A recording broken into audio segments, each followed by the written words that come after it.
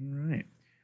Well, let's get started. Again, yeah, this first session will be kind of a little bit more connected to prepping for the Career Expo. We've actually been calling it the Career Fair um, this semester. So as we go through this, feel free to ask questions, like I said, but hopefully a lot of this will answer some of the questions that you have. Have either of you been to a career event before, like the expo or anything like that? Yes, I've been there probably twice or three times. Awesome. So you've had some experiences. Yeah, I'm Yes. definitely curious to know how your experiences have been. And then Kai, it sounds like this might be the first one that you think of going to. Yeah, Awesome. Well, great. Yeah, this will be really good. Maybe you two can even help each other out. Um, so just a couple quick things. Why attend this career fair? There's a few good reasons. Really, just in general, to explore what's out there for you. This is a great place to do it because a lot of our events have a really far reach with the different types of um, employers that will be there, the different types of organizations. Today, we will be talking specifically about the STEM career fair that's coming up next week. But a lot of the content that we'll talk about today will really apply to most of the career fairs um, that we do throughout the entire semester. Also, this is a great place to network, right? So, really good place to go and talk about current opportunities. But also, if you're looking to do things in the future, this is a great way to build your contacts and who you know in the field. And of course to practice. So if you're looking to build out your interviewing skills or anything like that, this is a great place to practice if you're looking to do something in the future. A couple quick logistics before we talk more about the event.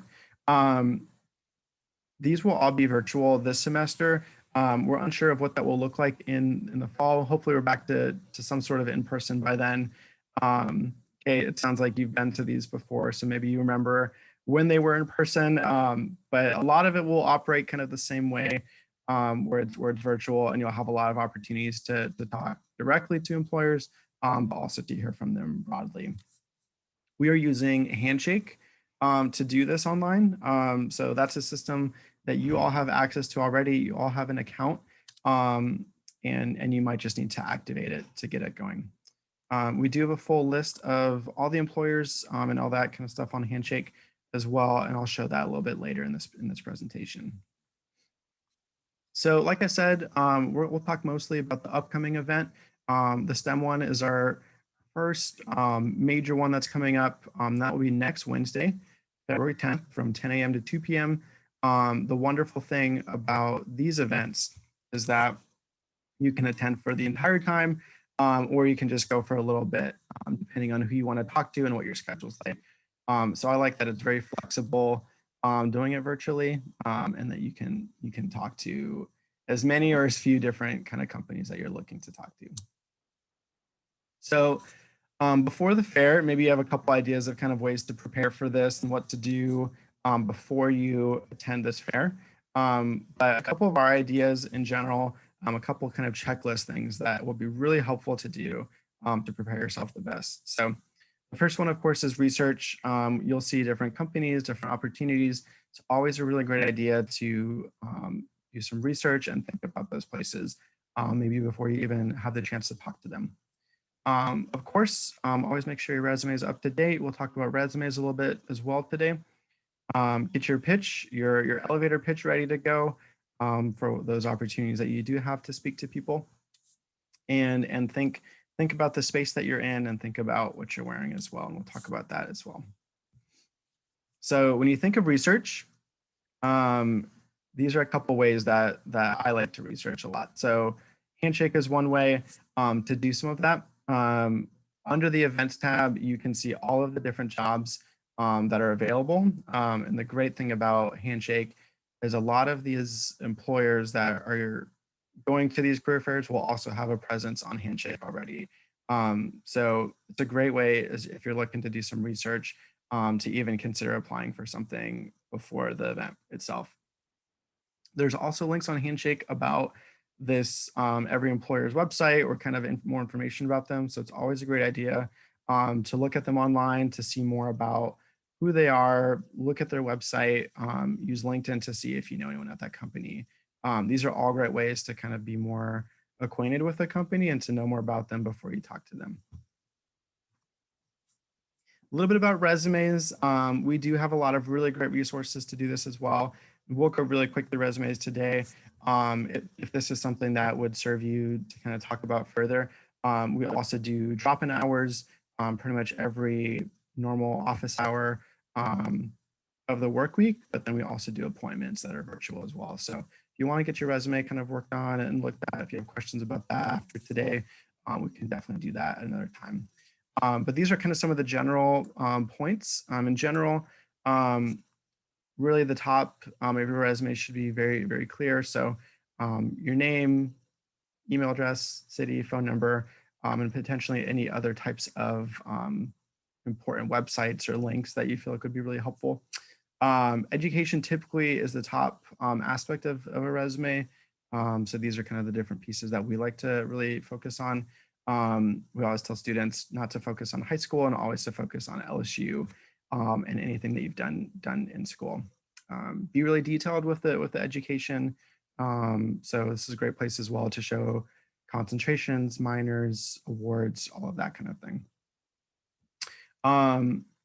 Experience is usually the next thing, and this looks different for a lot of different people. We see people call this part relevant experience, job experience, work experience. There's a lot of different ways to format your experience section or to even keep it into one section on the resume. And sometimes that's done by a case-by-case basis and really what you want to showcase at the top of your resume. When you do that, you really want to have a clean format, really have consistent language, consistent formatting as you make those. Because of that, we usually say, try to avoid using templates and to make this from scratch, to make this something that you build out on your own. We always recommend having really strong bullet point systems. So always include 3 to 5 bullet points with each experience that you have when possible, and use the formula of a verb, what you did, and then if there was any result as a part of that action. Let's keep going. We have a lot of additional information as well about resumes on our career guide. So if you're looking at our career guide, or if you've ever seen it before, the resume section starts on page 26 and has quite a bit of really good information. We're always looking as well when it comes to experience to have really descriptive headers, something that really explains what the job title you had was and what the company or the organization was. And this is also a great place to emphasize any soft skills that you had. Of course, it's a great place for technical or hard skills as well, but if you're looking to show skills like teamwork or leadership or things like that, this is a great place to incorporate some of those types of skills. We also have different types of experience. So if you're involved at LSU in any sort of a way, you do clubs, you do organizations or volunteer work, your resume is a great place for those things to go as well. And the bottom of the page is really well used when you use it for skills or just other types of information that you really want to show to an employer, whoever's looking at it, but you want to do it in a way that's very succinct and very quick and to the point. So that skill section at the bottom is typically a really great place. This is a resume. We do get questions sometimes about CVs and kind of the difference of those. If you have any specific questions about CVs or kind of what that looks like, we can definitely help with that a little bit as well.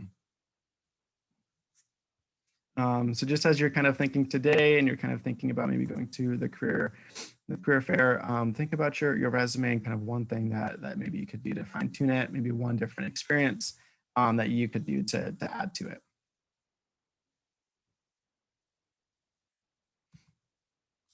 Awesome. Let's talk about elevator pitches as well. So I've always described elevator pitches as a 30-second speech that summarizes who you are, what you do, and why you'd be a perfect candidate for that job or that position. And these are typically the components to them, having a strong introduction to who you are and kind of why you're at the event, what your goals and aspirations are for that event, what experiences you really want to highlight, and then of course, some sort of a closing, maybe next steps or asking a question, that kind of a thing. So these are typically the way that elevator pitches go. I really like this example here that we have down below. I won't read it today because there's quite a bit, out there, but a really strong elevator pitch can really be the difference of making a really strong impression at a career fair, or maybe not as much. So we definitely recommend this. Elevator pitches also are something that really help make you feel like you are more in control. And that really builds a lot of confidence when you're talking to different employers. So this is a great exercise to go through. Think of a general elevator pitch that you can use for different companies and different situations. Awesome. We get a lot of questions as well about dress and kind of what it looks like. How should I dress for a virtual event? What should I do with that? These are a couple different images that hopefully will help with some of those questions. I always say, especially regardless of the event, if the event is in person or if it's done virtually, we definitely recommend putting your best foot forward and to be dressed as professionally as possible. Something I have gotten questions about is, should I worry about dressing professionally, with shoes or things like that the employer, the person interviewing me might not see? I always say I would do a complete outfit, even if it's done virtually. That's a great way to get yourself in the headspace of being in an interview, almost like you would be doing it in person. So definitely do that. I think it's something that really helps get you in the right mindset of it. And as you look at these different images, all these will be really acceptable at the career fair. Typically, I'd say, especially for kind of a professional setting, I would recommend the images that are on the right of each of these as kind of more of what you're looking to go for. We're also doing a really great promotion right now with JCPenney. They do kind of an event every semester that's connected to professional dress. So if you're looking for great discounts through that, we have a link on our website. If you have more questions about that and looking for discounts for professional dress, I'd be happy to help with that too and show you where to search for that. Thinking of virtual spaces, this is always something that is really important too and can really benefit your process. As you're going through, a couple just general pieces of advice that seem like they're really helpful in virtual spaces is to find yourself in a space that is quiet and comfortable. If that's something that you would like help with, we do rent out our interview spaces up on our second floor of our office. So if that's something that you'd like to either get out of your space or kind of find something that will be quiet and that will be not distracting, we definitely have those available if you're looking for them. Always try to use solid backgrounds to keep the focus on you. And because of that as well, center yourself in the screen and make sure it's very easy to see you and that kind of a thing. Lighting can be really powerful as well. So I always recommend when you do anything virtually to test out different lighting, right? When we turn on different lights, make sure it's really easy to see you and really easy to kind of make out where you're at. This is something that really helps with just connection and being able to talk to the person that's interviewing you or talking to you.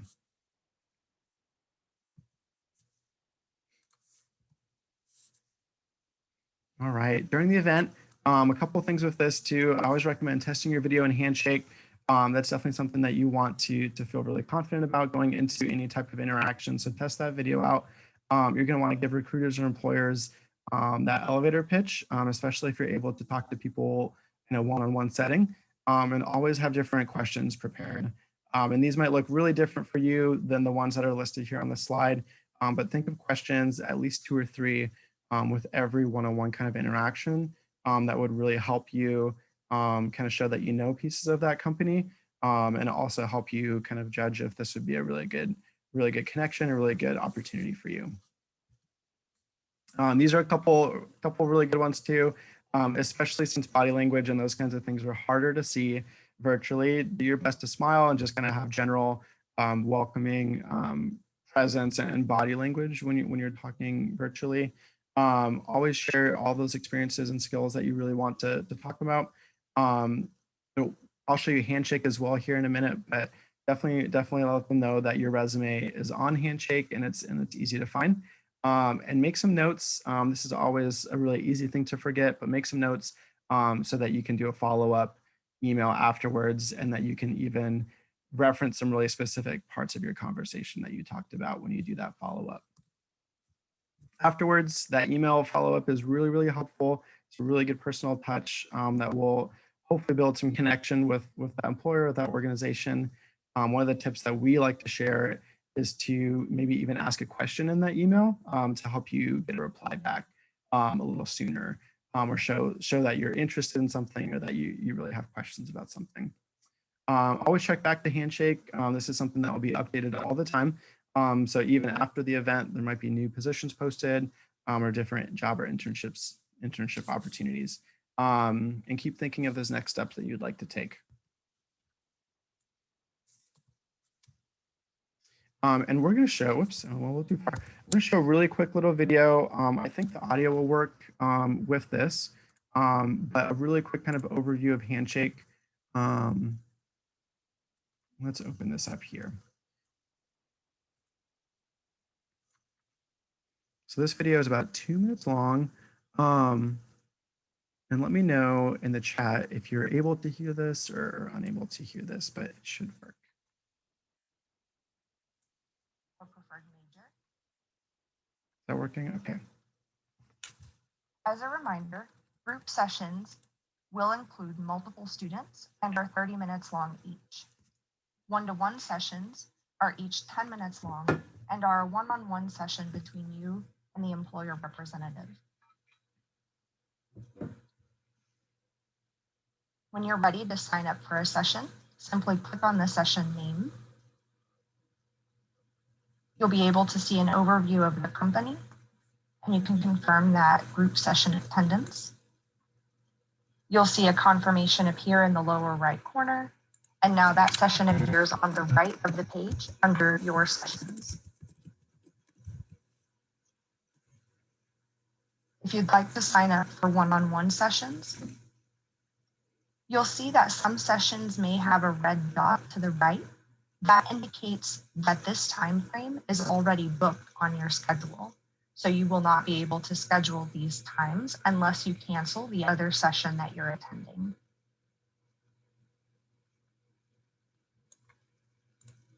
And now I've registered for a one-on-one session, and we can see that appear on the right side in my schedule. The Your Sessions tab will provide an overview of sessions that you've RSVP'd for and provide some tips for how to stand out at a virtual career fair. All right, so yeah, that was just a really quick video just to kind of show what it will look like to interact with Handshake once you've actually registered for the event. And I would say too, if you do have your phone or kind of like whatever you're using, if you are curious about where this Handshake event is, we have a QR code here for the job fairs. I'm also going to show really quick a couple little quick tips about Handshake and how to use that. But hopefully this will help, and I'll keep this up for another 10 seconds or so if you're hoping to use that.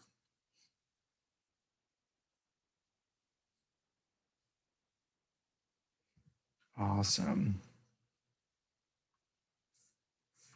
So a really quick checklist, just in general, when you're thinking about going to these fairs, always try your best to sign up in advance. Like the video said, there will be group sessions and there will also be one-on-one sessions. The truth is that you will be able to sign up for these all the way up until the last minute if they're available. But depending on the employer or the organization, some of those times might be filled up. So it's definitely a good idea to do this ahead of time if you have the opportunity. Upload your resume and make it visible on Handshake. This is a really great thing so employers can actually see your resume before the fact and before the event. I can show you how to do that as well, but that's a really helpful thing. So even before the event or just in general, if you're looking for employers to be able to see your profile and to see your resume, this is a really helpful way to get noticed. And in general, there's a link as well here. If you're looking for general tips from Handshake on how to prepare for these events, this is a great site to check out. This is a little bit more about us. If you have any other just general career questions or anything like that, this is our phone number, our email address, and these are great ways to contact us right now. Awesome. And we have reached the end of that. I'm going to take a minute or two right now just to show you a couple quick things about Handshake that I think will be really helpful.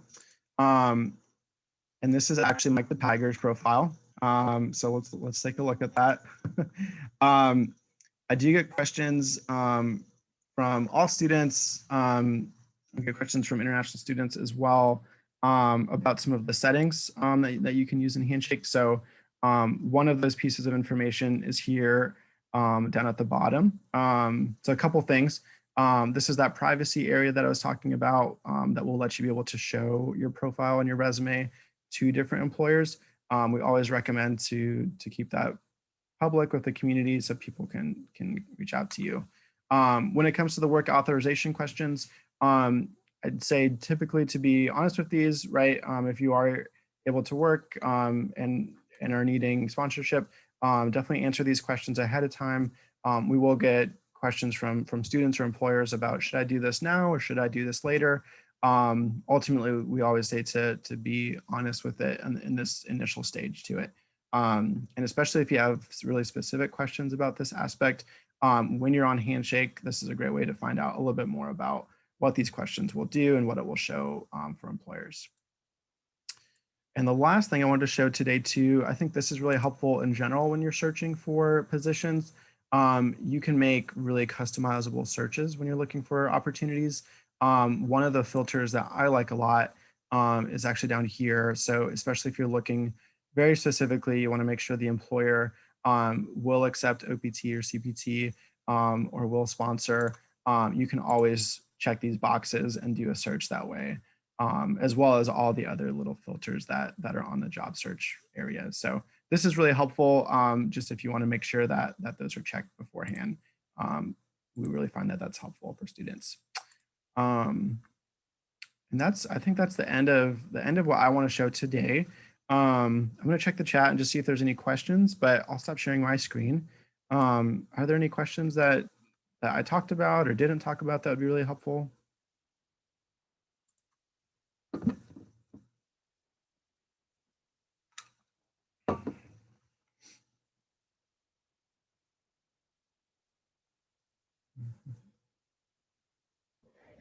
Josh, I have a question.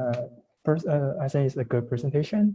I have questions that for the student that will not graduate like in the maybe this year or next year, how would what's your suggestion that we could keep any connection to the like company or the recruiter?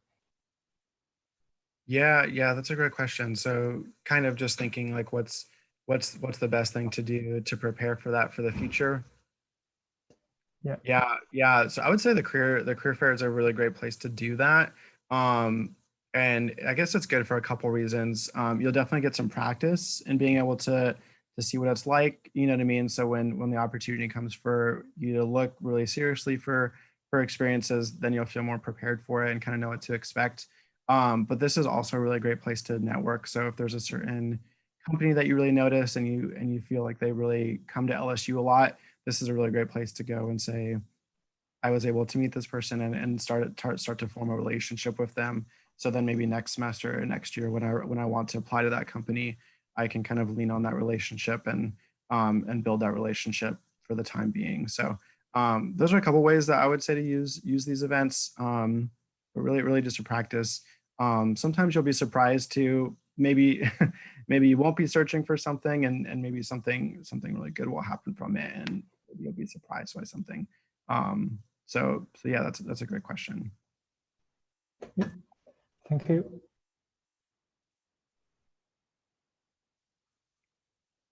And I'm gonna post my email in the chat too. I'm definitely gonna be here all day kind of for this presentation. So feel free to continue to ask questions as well. But if you'd ever like to connect on more of like a one-on-one way, you know, or ask a question that way too, you can always reach out to me over email. Well, great. I'm all done. Do you want to do your part, Angela?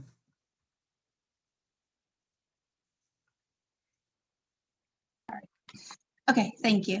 Yeah. Okay, Josh, I'm on my phone, not a laptop, so if you could possibly share the PDF for me.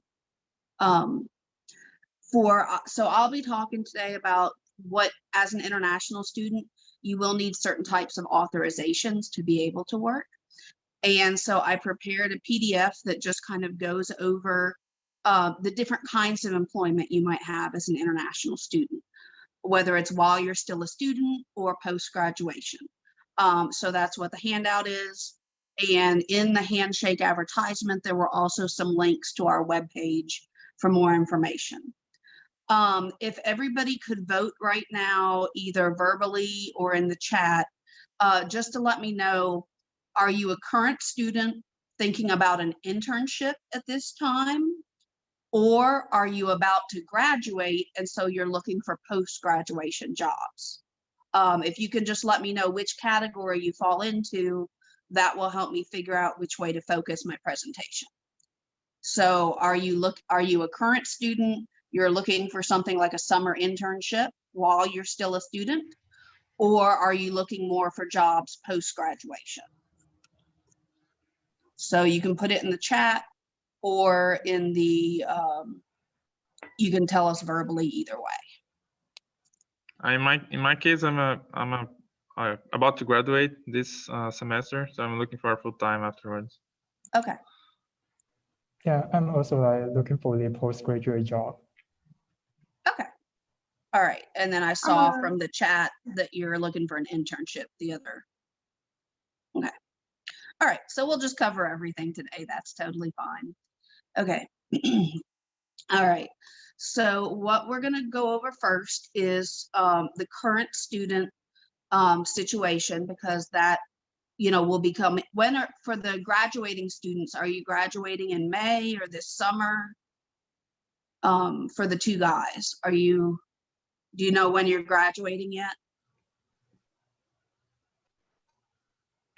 The goal is this semester, this May. Okay. Yeah, actually, this is just my first year, but I just want to know the whole process to prepare for that. Okay. Okay. So we'll just kind of go through everything then. So with current students, the type of work that they can do is either on-campus employment, such as working for an LSU department or an office here on campus, or the other types of jobs could be internships. Some students do internships because they, you know, just want to gain some experience in their field. Other students, they need to do the internship because it's part of their research for graduation. So for current students, that authorization is called curricular practical training because it's part of your curriculum. It's part of your studies. We've got links on the handout that talk about CPT process. Basically, you're applying for 1 semester's worth of an internship. A lot of students tend to use the summer because it doesn't interfere with their flow of classes, because a lot of classes are only offered in the fall or the spring, and you have to stay on a certain track. It is possible to have an internship in fall or spring. It's just not as common as the summer internships. We have a process on our website. You can see what the spring dates were. We don't have the summer information posted just yet, but you're welcome to email me and I can give you kind of anticipated dates until we get those posted. But always remember CPT current, it's curricular, it's part of your studies. You're going to be taking either an internship class or a code, something on your transcript has to be connected to the job you're doing. Now, not all students have internships while they're here. Some of them may not work until after they graduate, and that's fine too. So after graduation, it's called optional practical training, OPT. And so that is the choice, and it's your choice. It's just an optional benefit of if you want to stay in the US and get some work experience post-graduation, OPT allows you to do that. So that whenever you go home or whatever your next step is, you not only got a degree from LSU, you got some experience along with it. So the OPT process is, again, it's linked in the handout and in our website. And for OPT, there's a certain application period because you can only apply 90 days before graduation. or within the 60 days after graduation. So for you, if you're graduating in May, your application period is going to open up here in February. I think, let me see what the date. I don't have the date in front of me right now, but we have the spring dates posted already on the website, so you should be able to see those. For someone graduating in a later semester, all of our dates are connected to the LSU calendar, the graduate school calendar, various places. So we may not have this summer or the fall dates calculated yet if you're graduating in the future, but you can kind of look at last year's dates and use those kind of as an estimate, kind of as a, okay, approximately a summer graduate that graduates in August will be applying sometime in May, hopefully. You know, it's just, it's the 90 days before the end date. Somebody who is degree only, immigration looks at that differently. Let me admit the next one.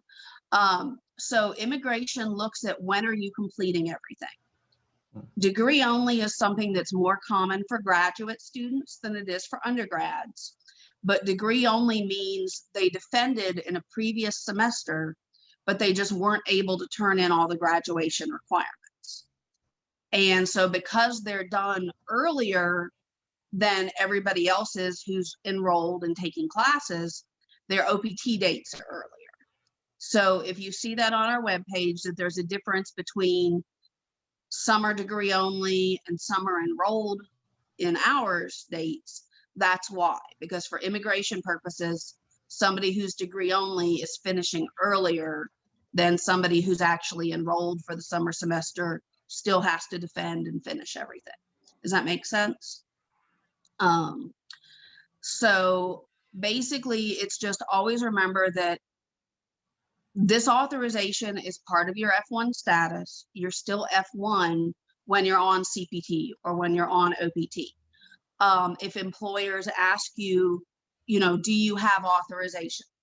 Okay, well, right now, obviously, if you haven't applied for it, you don't quite have the authorization yet, but when your application period opens, you'll be able to apply for that. So sometimes as an international student, your answer is more than just a yes or no question. So that may be something you need to discuss with the HR person to kind of clarify that, yes, I'm applying for OPT. It should be processed so that I can work after graduation, so that they understand the whole picture of it. CPT for current students is something that we follow the federal regulations for it, but it's also very school specific. Because it's for current students, different schools have different calendars. They may have semesters, they may have quarters or trimesters. So the length of our internships for LSU CPT may be different than an internship at another school. So that's always something to keep in mind, that you're looking for the appropriate length of internship that actually fits the LSU summer semester or fall semester. For OPT students, again, you're looking at that graduation date, that completion date. When are you turning everything in? So you can kind of look at the dates and to kind of plan ahead for when you might be able to apply, when you might be able to start work. Right now, normally the process, so CPT only goes within our office. CPT is a school authorization. It goes on the I-20, but it's authorized by us. OPT is a two-step process that has to go through our office first to make sure you're eligible, and then you apply to the government. Right now, the government part has been very delayed.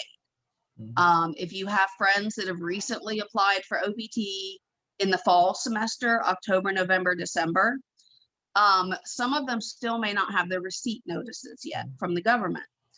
And they're working on it, and they're trying to redirect some of the processing to other locations.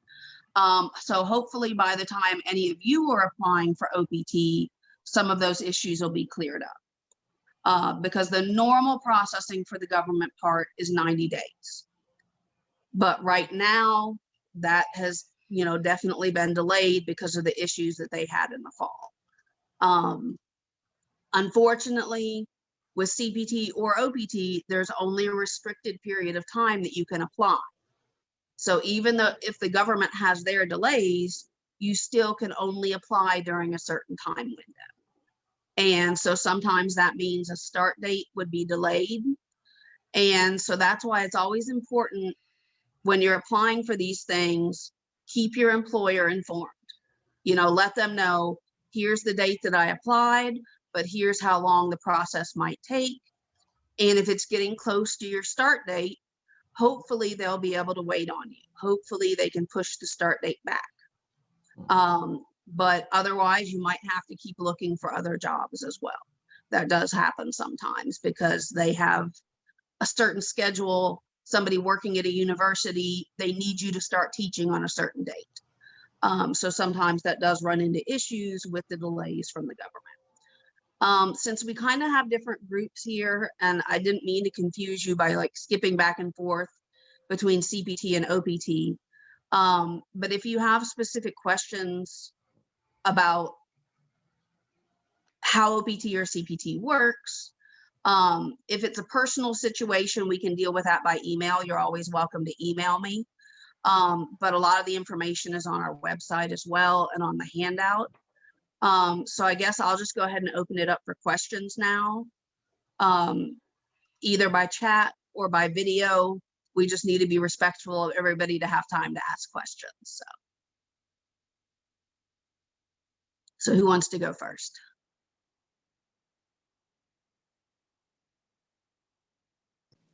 Hello. I have a question about CPT. So Okay. as you said before, CPT is only like it only gives us a semester to Mhm. have an internship, right? Yeah. And we Yeah. can only apply for CPT once. So CPT, you could have it more than once.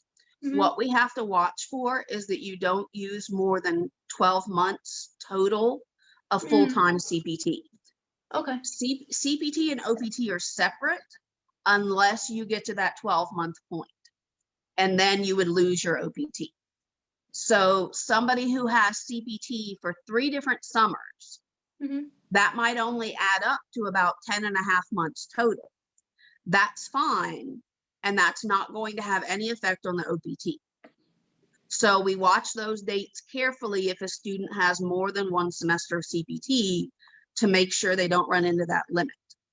The most you can have though in a row is 2 semesters. So because you're here to be a student and you're supposed to be continuing your studies, we have that 2 semester restriction so that you could have an internship in the summer and in the fall. It's 2 separate CPT applications, 2 separate authorizations. But after fall, then they would expect you to come back to being a regular full-time student. Mhm. I got it. So it's just no more than 2 semesters in a row and no more than the 12 months total is the 2 things that we watch for with it. Oh, so this is kind of a personal case, but I have recently progressed from LSU Global. So when will I be eligible to apply for CPT? Do you know which program you were in, AAP, EAP? I'm not sure. I think it's Okay. EAP. It sounds Okay. familiar. Okay, send me an email and I can check your record for Okay, sure. sure. Okay. The issue is that people, when they're in the English program part, Mhm. that time does not count towards CPT eligibility. Mhm. So when students progress from the English part to being a full-time student in their department, that's when the 9-month rule comes in for CPT. Okay. So what that means is sometimes it is delayed for our LSU Global students because we can't count that time that was in EAP. But send me an email and I'll be able to calculate exactly for sure when you would be eligible to apply for CPT. Okay, thank you. You're welcome. Okay, all right. So what other questions do we have? Hello. I want to ask, do I need to get an internship offer before I can apply for CPT? So CPT, yes. CPT is while you are still a student, it is tied to a very specific job. It is not just a general authorization. So when you are applying for CPT authorization, what starts everything is having the job offer. Then Okay. with the job offer, you go to your department and get the approval, or you go through the career center because they have an internship code if you're going that direction. Once you have the offer letter, the approvals, the registration taken care of, that's when you're applying to our office for the actual CPT authorization. Okay. CPT is very job specific because you're applying for a certain internship, certain dates in a certain semester. OPT is different. OPT is authorization for post-graduation. So that one, you don't have to have a job when you apply for OPT. Okay. But for CPT, while you're a student, it has different regulations to it. You have to have a job when you apply for CPT. Thank you. Okay, you're welcome.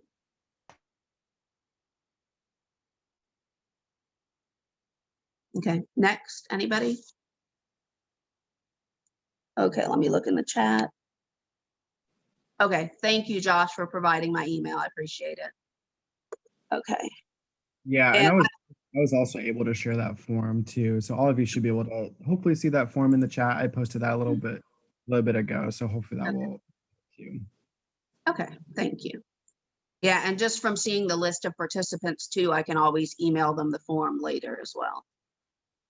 Okay. Are there any further questions for me or for Josh or? I do have another question. This is not related to OPT or CPT, but should I email you if this is like a personal case?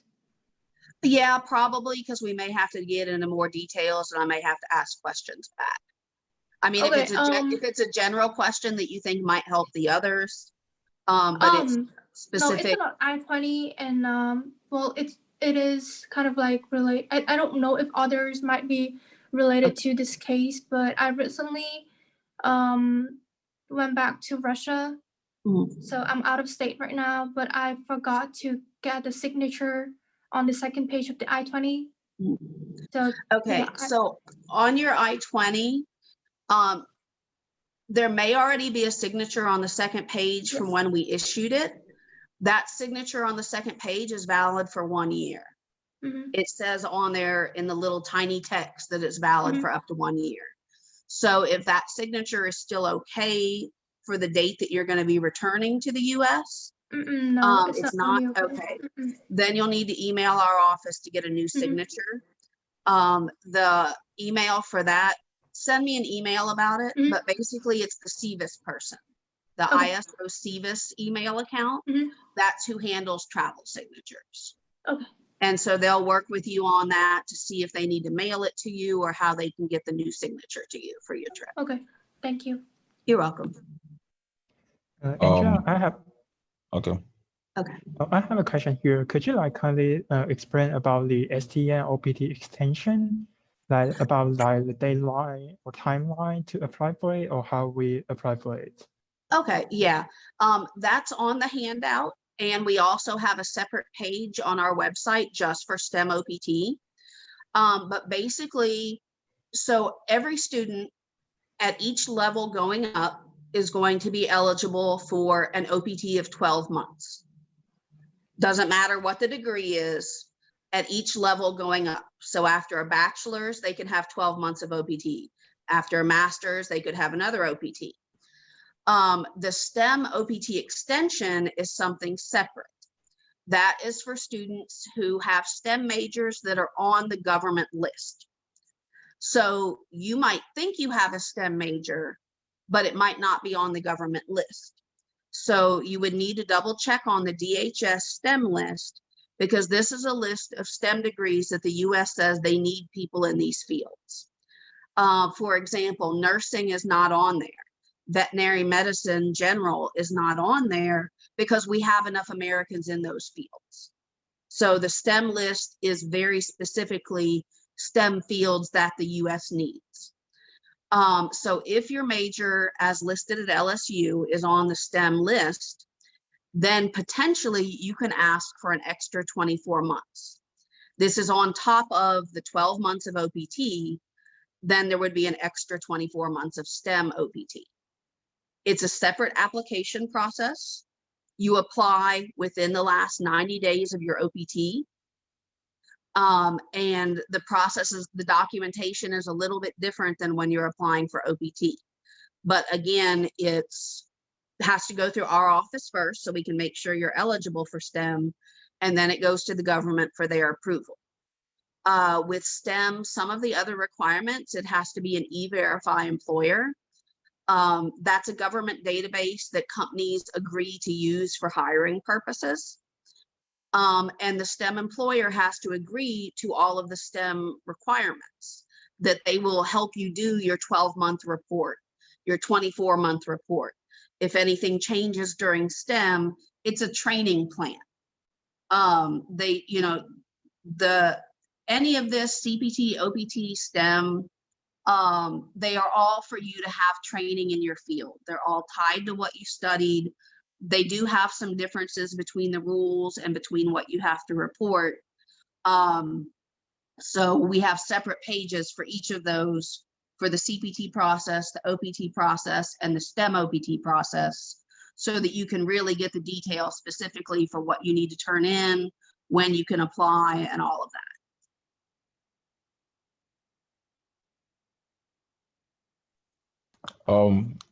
So is there any co-op program available for international students, specifically in LSU, that we can register or enroll in so we can get opportunities? Okay, so you've got to check the length of the opportunity, because what LSU might call a co-op in the handshake system might be different than what a company calls a co-op position. Okay. When you are applying for CPT, you're applying for 1 semester at a time. So potentially, if you find a 6-month internship or co-op, that might fit for a summer internship and a fall internship. Okay. Because CPT purposes, we have to talk semesters. Yes. However, if you find a year-long co-op, that does not work for CPT, because again, we have to watch out for that 12-month limit. And you can't have more than 2 semesters in a row of CPT. So working for 12 months straight is not possible with CPT. Okay. So that's why you've really got to be careful. Just because it says co-op, what is the length of the actual program? You know, with CPT, we're talking 1 or 2 semesters in a row. Okay. But a co-op that's a year long is not something an international student could participate in while they're a student, because CPT doesn't work that way. Oh, okay, but is there any because I think I heard it somewhere, I'm not sure, but is there any like specific program in LSU where you can just get enrolled in and get a internship opportunity or co-op opportunity, which is like 3 or 6 months? So the handshake system, and that may be something Josh can speak to, the handshake system has all kinds of different jobs advertised in it. They could be short internships, they could be 6-month internships, they could be jobs for after graduation. That's something they have in their handshake functionality, whether you're, searching for different types of jobs. Josh can probably speak a little more to that, but they usually help a lot of our students find the internships or the co-ops or the jobs that they use for CPT or OPT. You can find them outside as well. I mean, you're welcome to apply for things on your own, or maybe ask your professors if they have any recommendations on a company that you should look at. But handshake program, from what I understand, has a way for you to search for all types of jobs, specifically internships or specifically post-graduation, to see what fits, what are your goals that you're looking for. Okay. Thank you. Yeah, I think you summarized it pretty well. You can, with Handshake, you can do specific searches for keywords, or like Angela said, you can specify internship. If you're kind of location bound, you know, and you want to stay close to LSU, you can also say, I only want these opportunities in Baton Rouge or Louisiana. So you can be as specific or as broad with your search when it comes to academics. Okay, thank you very much.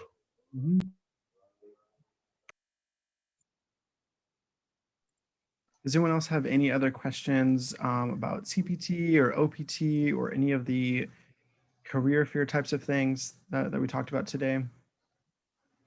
Yeah, I just have a follow-up for the STEM OPT part. Is that, let me know if I understood right. You have, when you apply for OPTs, it's automatically the 12-month period. But for the STEM one, you have to make a second application for the extension. Is it right? Yes. So right now, let's say you're graduating here in May, and you apply for OPT at the end of February. Okay. So right now you're just applying for the 12 months of OPT. Next year, so you'll be on OPT, let's say from June 1st to June 1st. June 1st, 2021 to June 1st, 2022. So in the spring of 2022, when you are in your last 90 days of OPT, that is when you apply for STEM. Because at that point in time, you will have to have a STEM employer who meets those requirements for you to apply for the STEM OPT extension. That's one of the differences with OPT. You don't have to have an employer when you're applying for OPT, because the government understands you're still looking for jobs post-graduation. But when you get to the point of applying for STEM, you have to have an employer that's going to agree to follow those rules and train you during the STEM period. So it's a separate application, and then it's a separate application with our office. There's different documents that we would need for STEM. And then you also apply to the government again. So the approval for, I didn't mention this earlier for any of them really. The approval for CPT, when you're a current student and you're doing an internship, the approval for CPT is going to show up on your I-20. That's all the approval there is, because it's a school level approval. When you are applying for OPT or for STEM OPT, you're going to get a card from the government. Our part on the I-20 is only a recommendation. It's only saying that we think you're eligible for OPT or STEM, but then you're sending it to the government and they make the actual decision. So they will send you something called an EAD card, an employment authorization document. And it's a little plastic card the same size as a driver's license that shows you're allowed to work for these specific dates. And it will list your specific category, the reason that you can work. So the OPT card will specifically say post-completion OPT. And then the STEM card will have a different notation on it that says it's for the STEM extension part. So that's what you will have as your proof to show employers, these are the dates I can work and this is why I can work. So you will have a separate card for the OPT period and then a new card once you're approved for the STEM extension part. So that's why it is two separate applications, because that's how the government handles the processing and the dates and everything. That makes sense? Yeah, thank you. Okay. On this last question, what do you advise is the best answer to these two questions for international students, especially with the CPT and OPT? When they ask, do you have the legal rights to work in the United States? Yes or no? So you will have the right as part of your status. Yes. You do not have it at this very moment. But you can check yes for that question, because you are potentially eligible to ask for that authorization. Yes. However, for them to have you start any work, whether it's CPT or OPT, you've got to show them the actual proof that you're allowed to work in the US. Okay. And so that's why your start date might be delayed with them. And that's why you have to let them know through further discussions past that yes or no question that yes, you've applied for it, but it has not been approved yet. Okay. It's the same thing with the sponsorship question. If they ask, do you need sponsorship now? Well, no, you don't, because you're going to have CPT or OPT or STEM at this point in time. But will you need sponsorship in the future? Yes, all of you will need sponsorship eventually, because at some point your CPT or OPT or STEM is going to run out. Yes. So when they ask that question as a both question, do you need sponsorship now or in the future? It makes it complicated to answer. And, you know, just answer to the best of your comfort level. And then hopefully you can discuss it further with them that no, you don't need sponsorship now, but if they want to keep you for the long term, yes. Okay. Because it turns into some employers are willing to just hire a student for 2 years, for 1 year, and that's it. And they know they're helping you and you're helping them. And they know that there's not a future with it because they don't sponsor. Other employers don't necessarily want to start somebody if they can't continue with them long term. So that might be why some employers do restrict based on if you will ever need sponsorship, they don't even want to start training you in the first place. Okay. But there are plenty of companies who do hire our students just for internships, or internships that turn into OPT, that turn into sponsorship. So there's a whole gamut out there of what the employers are looking for. And I don't know how much that has changed now with working remotely. That will be something interesting to see if people can work remotely from different locations. If you go back to your home country, could they still hire you long distance? You know, these are questions that are going to be dealt with in the next couple years as more people may be working remotely. And how does this fit into CPT and OPT or post-graduation plans? Okay.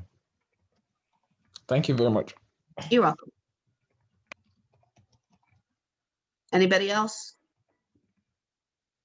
And if you think of other questions later, you're welcome to send emails to Josh or myself, or especially if you have, you know, specific questions about your situation. Hopefully the handout, you all have access to that. But as well, like I mentioned, the Handshake page shows the links for our information as well. So, but thank you all. I hope it was helpful today. Yeah, and we are recording. I'm going to stop the recording. Okay.